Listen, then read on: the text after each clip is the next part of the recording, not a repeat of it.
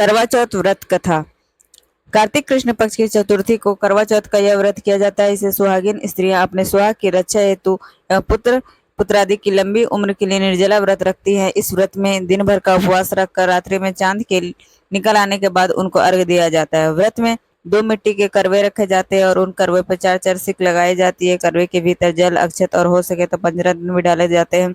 उसके ऊपर प्याले में चावल और दिया रखा जाता है जो कि पूजन के समय जलता रहता है।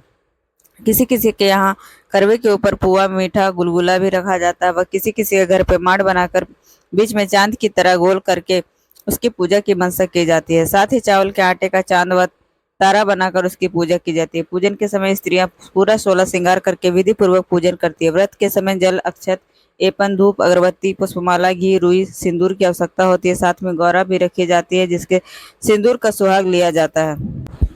पहले आचमन करके ऐसा संकल्प करे कि मैं अपने सौभाग्य हेतु करक चतुर्थी की व्रत करूंगी। संकल्प करके एक वट वृक्ष बनाकर उसके जड़ में शिव, पार्वती, गणेश व स्वामी कार्तिकेय का चित्र बनावा। यह आजकल छपा हुआ चित्र मिलता है, उसे के सामने रख कर विधि पूर्वक पूजन करें। पूजा मंत्र: ओम नमः शिवाय सर्वणाय यम संतति शुभम प्रयक्ष भक्ति युक्तानाम निराणाम हर वल्लभे।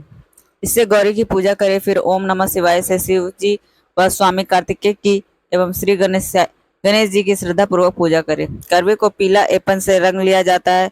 फिर ऊपर लिखित सामग्री से विधि पूर्वक पूजा की जाती है। फिर एक दूसरी स्त्री से करवे की अदला बदली की जाती है। कथा भी सुनती और सुनाती है। उसके बाद चंद्रमा को अर्घ्य दिया जाता है। अर्घ्य के बाद सुहाग गौरी से लिया जाता है। तत्पश्चात अपने स्वामी के हाथों से जल और मिष्ठान ग्रहण करती हैं तथा दिन भर के उपवास के बाद भोजन ग्रहण करती है। किसी किसी के घर में इस दिन चावल के आटे का फर्रा, उड़द की दाल भरकर बनाया जाता है। वह पक्का भोजन, पूरी, कचौड़ी तथा तरह तरह की सब्जियां बनाई जाती है। आइए अब कथा स्टार्ट करते हैं।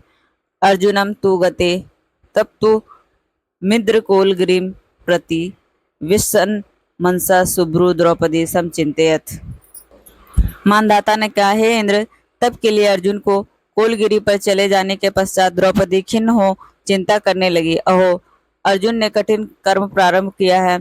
इस कार्य में विघ्न डालने वाले बहुत शत्रु है। श्री कृष्ण जी से ऐसी चिंता कर द्रौपदी ने विघ्न को हटाने का उपाय पूछा। द्रौपदी ने कहा, हे जगन्नाथ, आप मुझे ऐसा व्रत बतलाए कि जिसके करने से सभी विघ्न नष्ट हो जाए। श्री कृष्ण जी ने कहा, हे महाभागे, पार्वती ने शंकर जी से इसी प्रकार का प्रश्न पूछा था। तब शंकर जी ने पार्वती से जो बतलाया था, हे वराह रहे, उसी करक चतुर्थी करवा चौथ नामक व्रत को मैं कहता हूँ, सुनो, जो सब प्रकार के विघ्नों को हरने वाला है। पार्वती ने कहा, हे भगवान, यह करक चतुर्थी किस प्रकार का व्रत है तथा उसका क्या विधान है और पहले किसने किया? शंकर जी ने बोले, हे पार्वती, रत्न विभूषित 4 दीवारियों से घिरे स्वर्ण व चांदी के भवनों से भरे विद्वान पुरुषों से सुसेवित, लोगों को वश में करने वाली दिव्य स्त्रियों से शोभायमान, जहाँ वेद ध्वनि हो रही हो, ऐसे स्वर्ग से ही मनोहर परम रमणीक इंद्रप्रस्थ दिल्ली नगरी में एक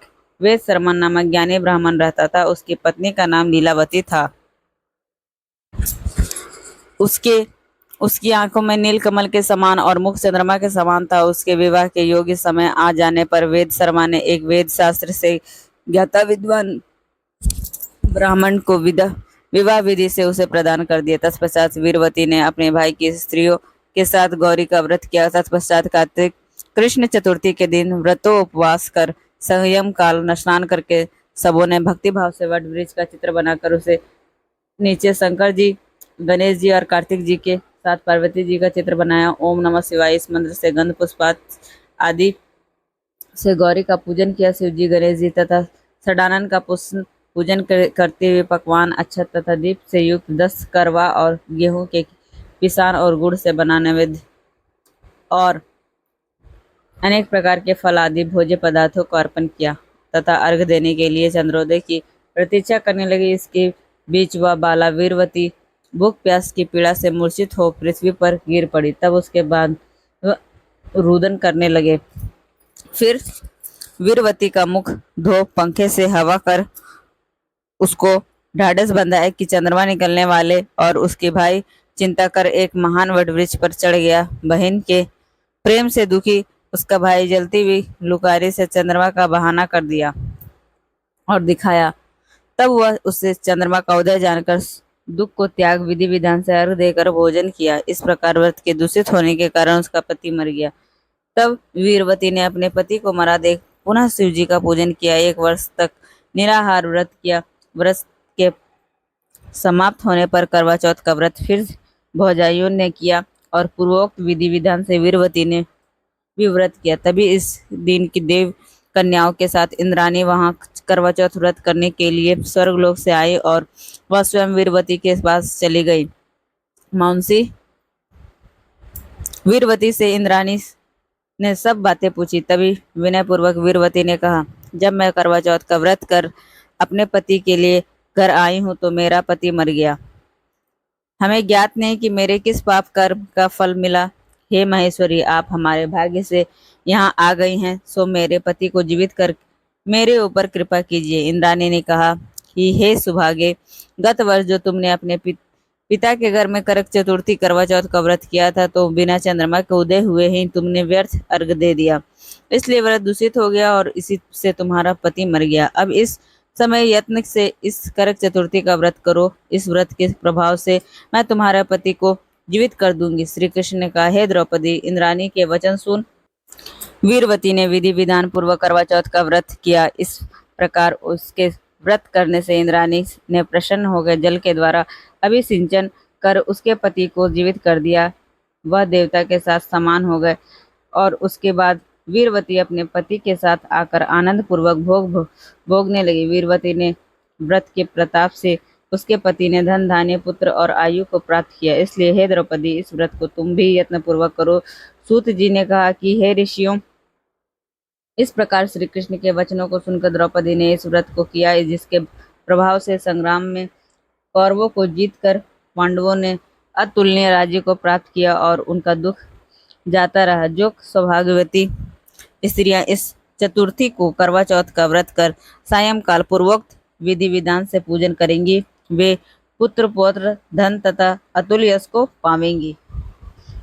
करक इस मंत्र को पढ़कर दुग्ध पूर्ण कलश को पंचरत्न डालकर ब्राह्मणों को दे और कहे, इस करक दान से मेरे पति बहुत काल रहे, मेरे भागिन स्त्रियों को भी दे और उनसे भी ले। एवं व्रत एवं कुर्ते नारी सौभाग्यम काम्या सौभाग्यम पुत्र पौत्र आदि लभते स्थिराम श्रियम। इस प्रकार सौभाग्य की इच्छा करने वाली जो स्त्री यह व्रत करेंगी और वह सौभाग्य पुत्र तथा अचल लक्ष्मी को पावेंगी। इति श्री वामन पुराण में वर्णित करक चतुर्थी व्रत कथा संपूर्ण होता है। करवा चौथ का उद्यापन करने के लिए एक थाली में 13 जगह 4 पूड़ी व थोड़ा थोड़ा सा सीरा रख लें। उसके ऊपर एक साड़ी ब्लाउज और रुपए रख लें। उस थाली के चारों ओर चावल के हाथ फेर कर अपनी सासू को पांव लग देवे।